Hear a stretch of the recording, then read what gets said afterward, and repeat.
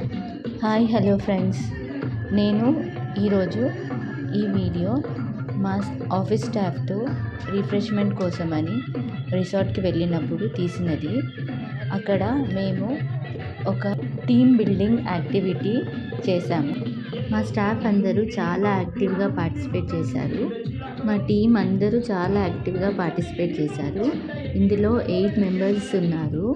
8 members circle నిల్చుంటే మా madam ఒక సుతీల్ తాడు తీసుకొచ్చి అందరికీ 2 లేయర్స్ లాగా ఇచ్చారు. ఒక సైడ్ కట్ చేసింది, ఒక సైడ్ కట్ చేయండి, 2 సైడ్స్ అలా 4 మెంబర్స్కి అంటే 4 పేర్స్ లాగా ఇచ్చారు. ఒకటి ఎడ్జ్ కటింగ్ ఎడ్జ్ ఉంటుంది, ఒకటి జాయింట్ ఎడ్జ్ ఉంటుంది. సో అందరికీ ఈక్వల్గా వచ్చారు.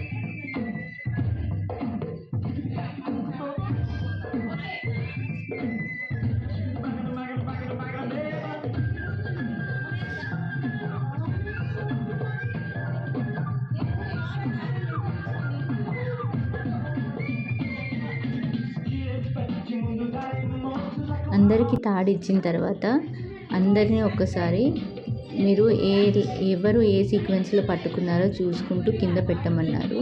పెట్టిన తర్వాత ఒక స్టెప్ ముందుకు వేయమన్నారు. సో ఒక స్టెప్ ముందుకు వేసిన తర్వాత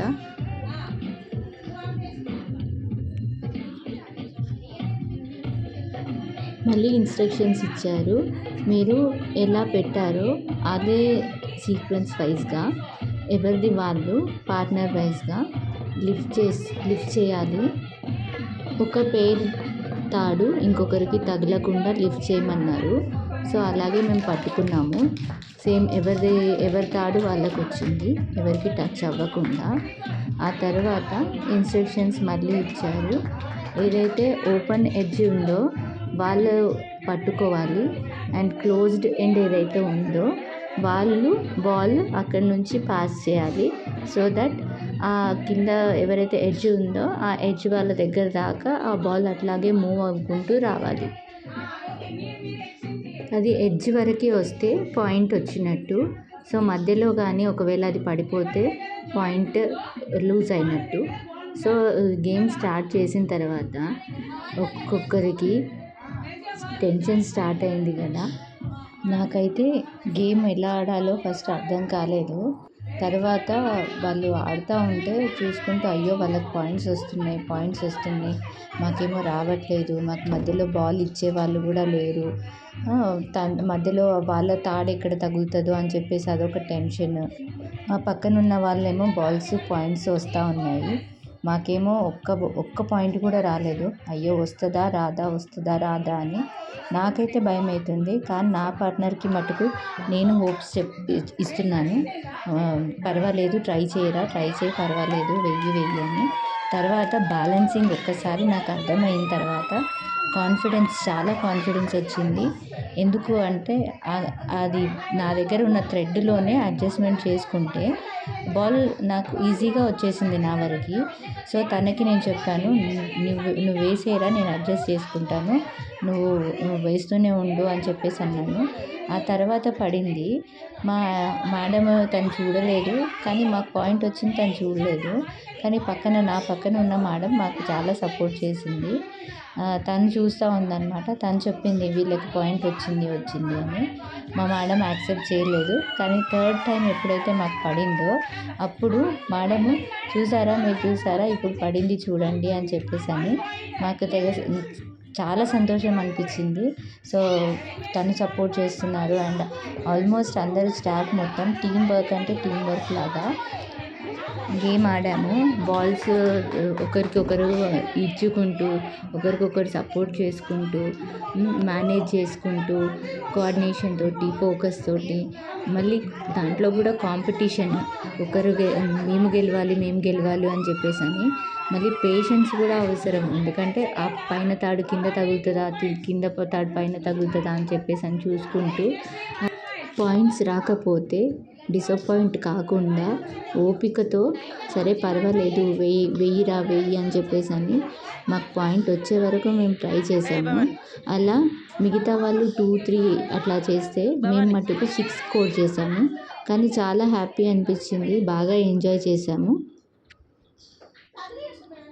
తను బాల్ వేస్తుంటే ప్రతి బాల్కి టెన్షనే. మా ఫస్ట్ బాల్ పడినప్పుడు సంతోషం చూడండి. ఆ తర్వాత కాన్ఫిడెన్స్ లెవెల్ వచ్చి ఫటాఫట్ ఆడాము ఆ గేమ్.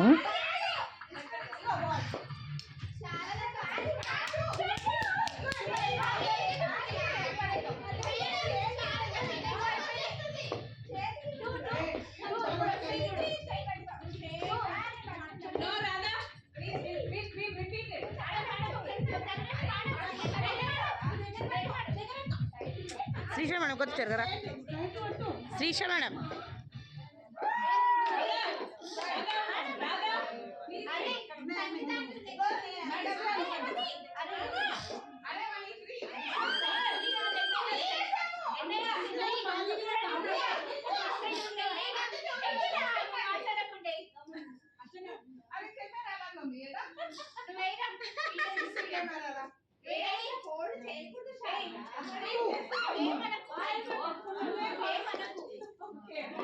అక్కడ ఇచ్చేయండి. వినేష్కి బాలియండి, వినేష్కి బాలియండి.